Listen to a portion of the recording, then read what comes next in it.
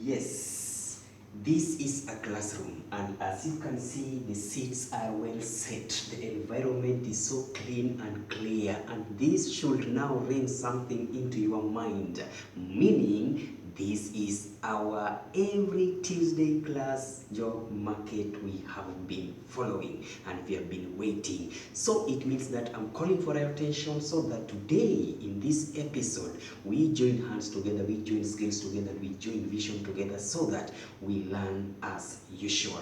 This is every Tuesday segment which we call Tuesday class job market, where we learn how to get jobs, how to introduce ourselves into jobs, how to train ourselves, how to develop ourselves and grow to the point of retention level, and then at last we get retired. So make sure you join me as we go step by step so that we see what are we going to learn today. This is how do you call it, number 5. This is episode 5.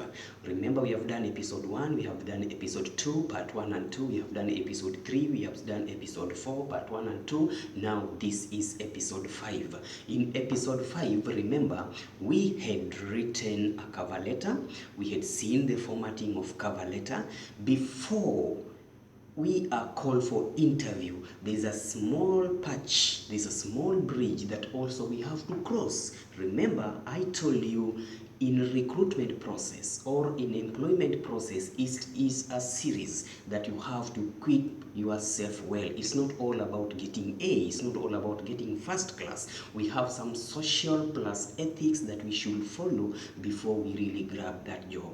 No wonder at the interview level you will be getting the interviewer asking you a question, apart from this, what else can you do for us? So it's not all about getting A academically, that's one patch, but we also want several segments to make sure that we go there as a fully equipped staffs who are going to make a difference wherever we are.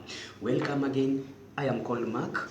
This is Tuesday class job market part 5, where we are going to discuss today some employment terminologies, so that when we go there, we don't get shocked or we don't get what is called culture shock, because each and every environment has its own policies and system. And just like we say, when you go to Rome, you do what Romans are doing. When you go for the interview in a given part of work, you have to talk their language. So also in the work environment, we have different common terms that are used mostly in probably most of interviews or employment sectors, but these general terms we are going to tackle them so that we know by the end of the day how much are we equipped for the interview. Then I can't just wait for the series. I don't know which number will it be, but I'm just waiting for that series of interview. This is where we are going to lock the heads. This is where we are going to rub the shoulders, the interview. So please make sure that step by step you are with me. Watch my channel every Tuesday or any other time. I have a lot of videos there. I have a lot of clips there. I have a lot of educational that. And remember also, I'm trying as much as possible not always to base my ideas or my facts or my training on job only. I also do some kind of social ethics work. For example, emotional feelings, we also kind of handle those kind of things. Adversary quotient, we think of that also, and also academics and all of that. This is just one part of job, employment and all of that. I am called Mark and Edo. I am welcoming you, and let's walk step by step until we reach the end so that we know what we are going to get. Visit YouTube channel, is called Andedo Mark. As usual, subscribe. Don't forget to subscribe. We are growing in number, and may God bless us so much so that we introduce more friends, we learn more so that we don't regret. Then my Facebook account is called Andedo Mark. My Facebook page is called Common Sense Isn't Common. Though some 2 or 3 I think people have suggested that we should change the name of Facebook page. Apart from Common Sense Isn't Common, it's not easy to search to just a simple Andedo page or Andedo Mark page or Tuesday page, something like that. Those are some of the suggestions. Very soon we'll see what to do. If majority wins, we will change it so that we all get involved in that. So today we are going to talk about employment terminologies. I have 20 main terms that are commonly used, but we have several, but these are just the brief ones that at least you cannot miss an interview without hearing such a word. Number one is about recruitment. When we hear the word recruitment, what does it mean? Recruitment is so simple, a process of identifying, attracting, interviewing, or selecting, or hiring and onboarding employers. It's just a process of bringing people together, attracting people together, hiring people together, selecting them together. So whenever you hear that a company is recruiting, it is not employment. Remember, recruitment is not employment. Recruitment is just like creating attention that, hey, something is happening here. What are you supposed to do? Apply for it. So it's attracting, it's hiring, it's bringing people close, just selecting people to make sure that at least you pick up the best. Then we have recruitment agent. If you hear the word recruitment agent, I told you last time, apart from Googling, apart from friends, apart from in-house advertisements, we also have recruitment agents. What are these recruitment agents? This is just like a company or organization, or can be a one person who is in charge of acting as a bridge between the employer and the employee. How? They do their own advertisement, then after that they can identify the prospective employees, then they can vet the candidates, they can even do their own interview and then present them to the client. That is the agent. Number three, we have the selection. When we say we are going to do selection, what is the meaning of selection? Normal student dictionary English just define it as act of carefully choosing or picking.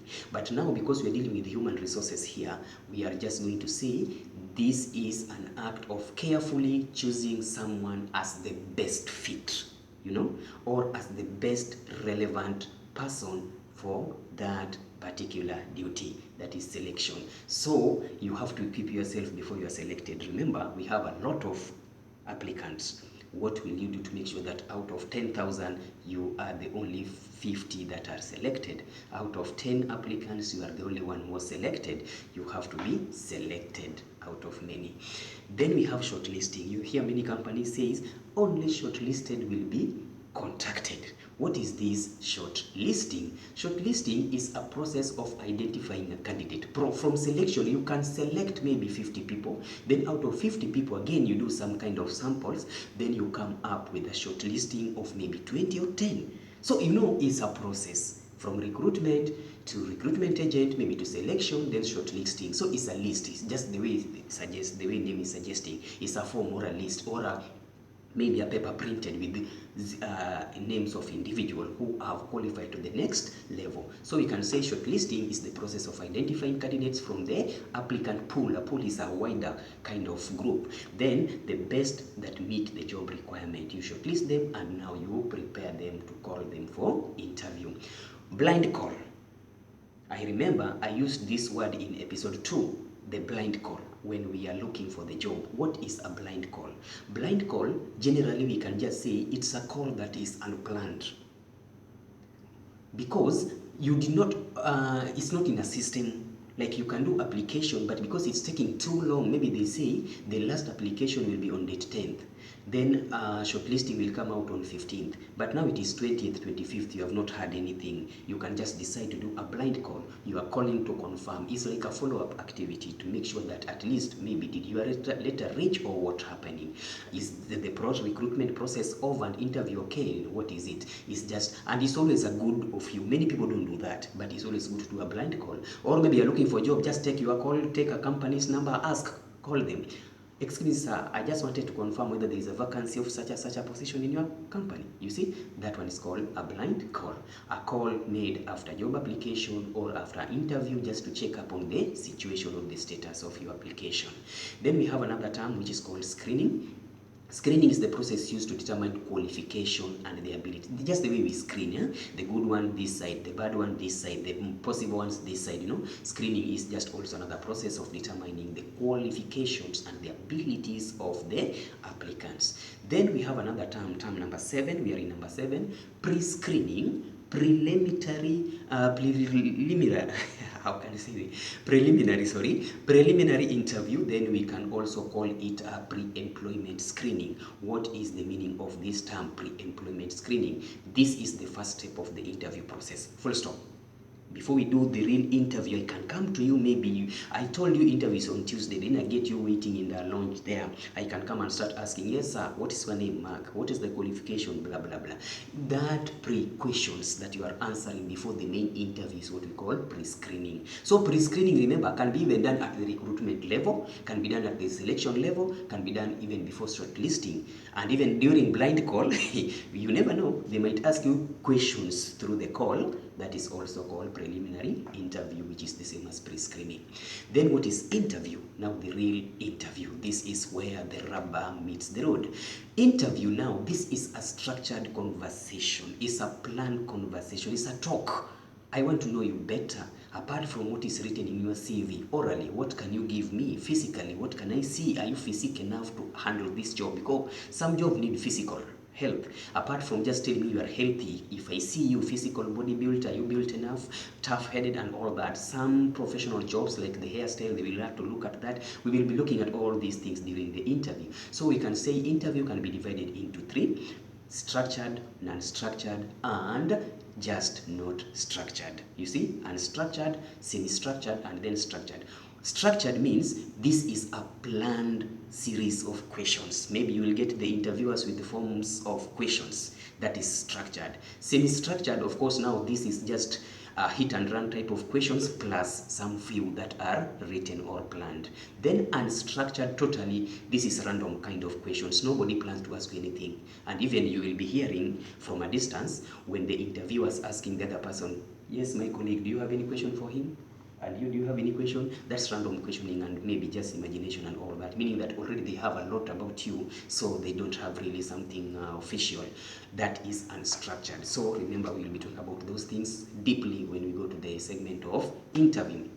Job analysis. What is job analysis? Job analysis, either it can be done when you are inside there, or job analysis yourself, you can do it before even applying for the job. Because job analysis is the process of studying a job, know the activities that take place there and the responsibilities. Simple as that. When you say, I want to analyze this job so that I know whether I'm qualified to apply for it, job analysis. Remember, there is also job prescription and job description. Remember, and job breakdown. But now analysis itself is just to study a job, to know the activities and the responsibilities that are in it, full stop. Then job description, number 10. We call it JD in HR. Job description, this shows the job narrative, the general tasks, the related activities and duties and responsibilities for a given position. Job breakdown is the same as reduction of a complex. Remember, job is a big thing. If I say I am a doctor, that is my job. I treat people.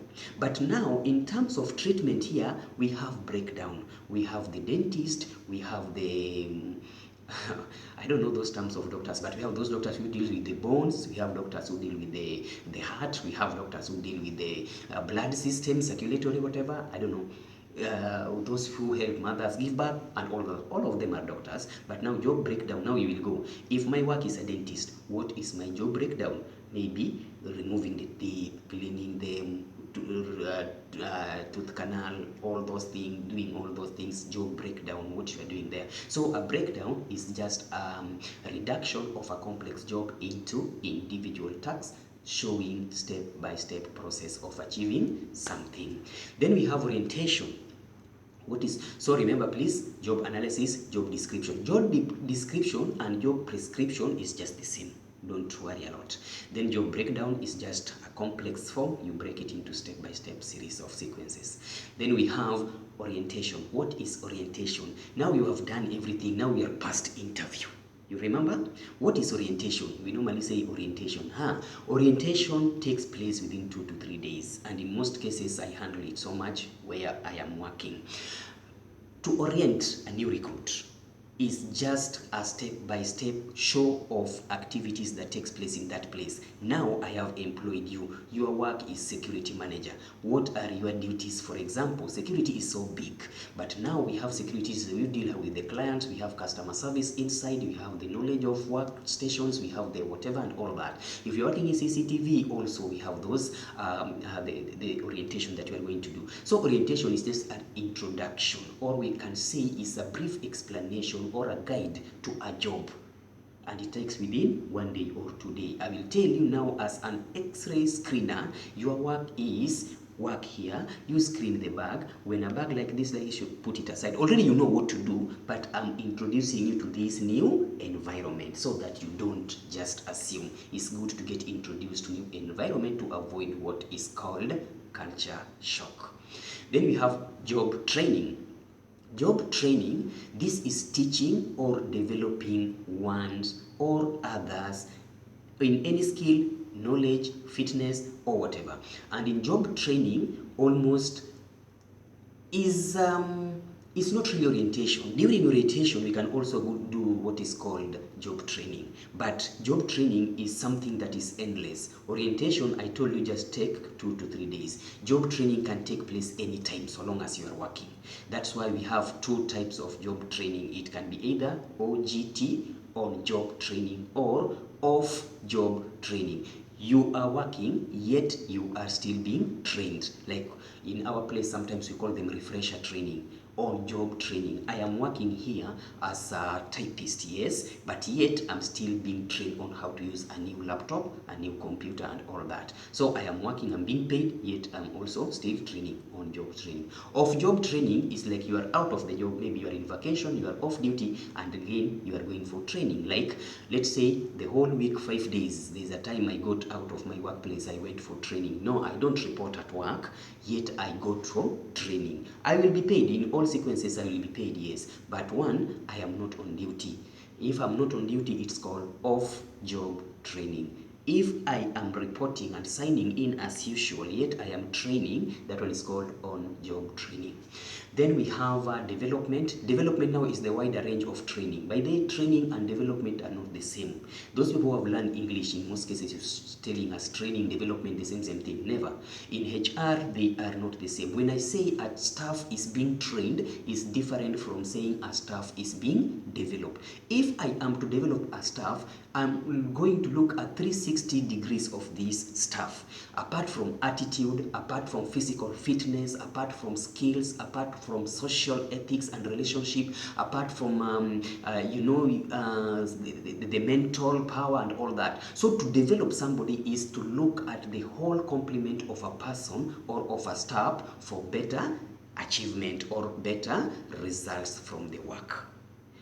Very soon we'll be talking about that in deep, training and development, the differences and the similarities. Then we are in number 15 now. What is offer letter? Simple, just like the name. I offer you, then in form of a letter.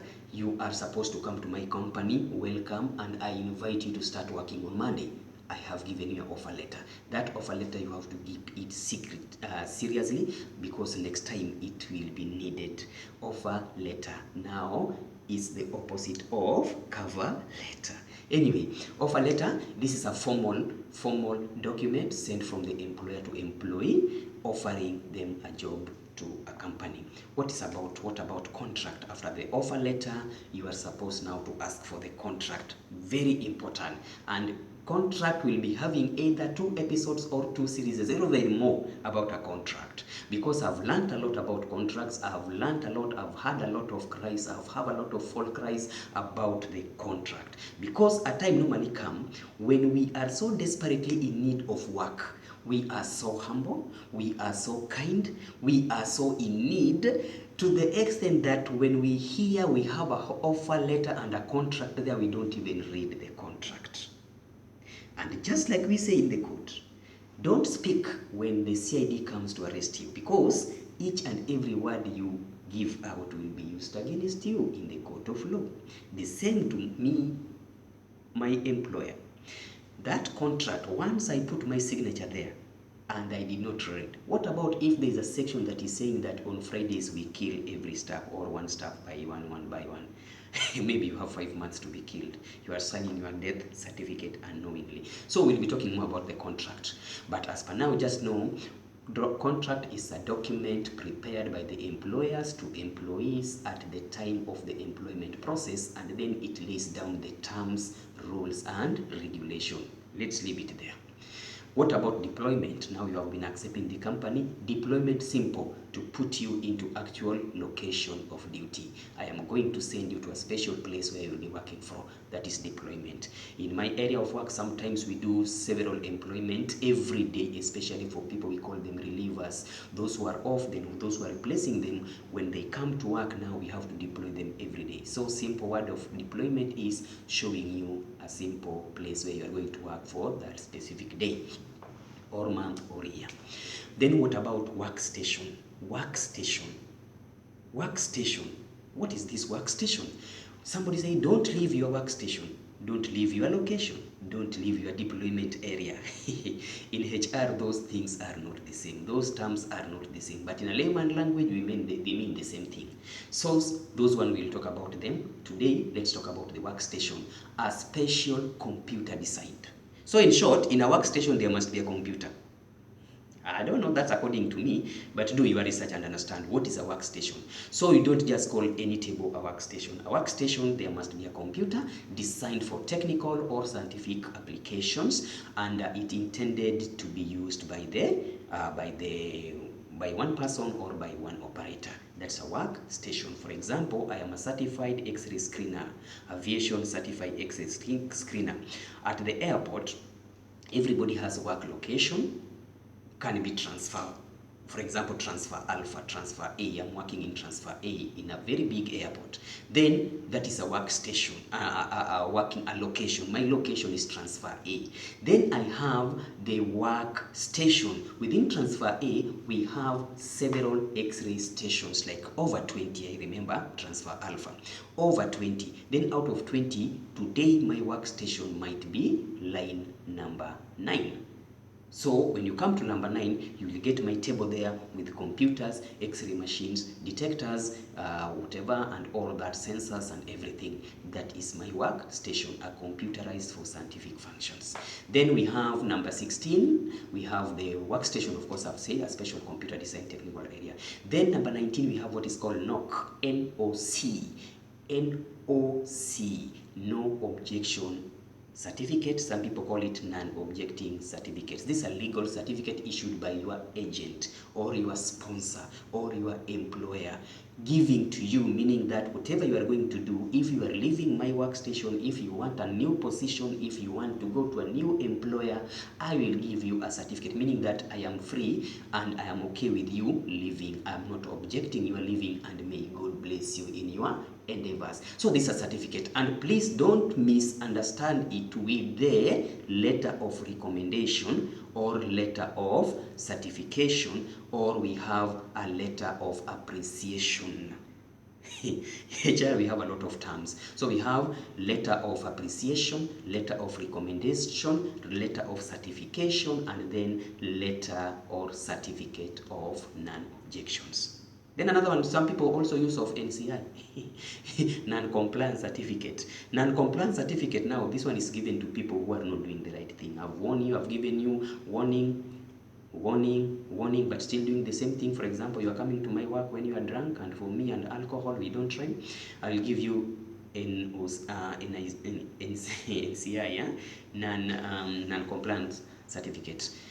Okay, then lastly, number 20, we have letter of recommendation. A letter of recommendation is simple. It's a letter of reference that values you or vouchers you for a specific person based on their characters, their performance, and their qualification.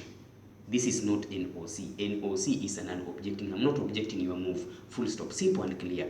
Then letter of recommendation is like, even I'm trying to market you. Wherever you are going, let this employer know that I am going to receive or to employ such a person. And that's why I keep on saying, wherever you are working, please make sure you do it with all your might as per current. Because if you feel you can't, just simply resign and go. But so long as you are there, and that is where you are getting your daily income, that is where God has blessed you, and that is where you are getting what you are supposed to get, humble yourself, develop, give out your best, because you never know. By the end of the day, you might need me as your employer, and I'm the person who is going to certify you. My friend, whether you like it or not, we employers, all these employers, they are related. You might think that, this company is fake, this company is not paying people, and that is why at the interview we'll be handling another part talking about how to talk about your former employer. Because, by the way, there is always that question. They ask you that, tell me more about your ex-work or ex-employer or last duty. If you talk negatively about that, you never know. Maybe that employer is the relative of this one. These people are intertwined because they are all employers and they share the ideas, they share the interviews, and they know you. They know you. You might think this company doesn't know the other one in any one way or the other. Maybe this is a cousin of that one is the uncle of this one was the classmate of that one, this is the best friend of that one, this is the enemy of the other one. And the world is intertwined like that, whether you are in your country or the other country. So always be careful about your past. And that's why another time I posted, your past matters. These people who say I don't care about my foundation, my friend, it is high time you make sure your foundation is good, and whenever you leave a legacy. Always leave a legacy. For example, I am Mark. If I'm given work to sweep, I will sweep. I will sweep until the day I will leave there. They will ask, here used to live a man who used to sweep. Nowadays, where he is, where is he? Leave a mark. With that one, thank you so much for your patience, and thank you for following this step by step. Next time, we'll be talking about interview. I can't just wait. Keep on subscribing, keep on sharing, keep on introducing your friend, and keep on bringing suggestions so that we can discuss each and every moment. May God bless you, and waiting to meet you in the next episode. Bye.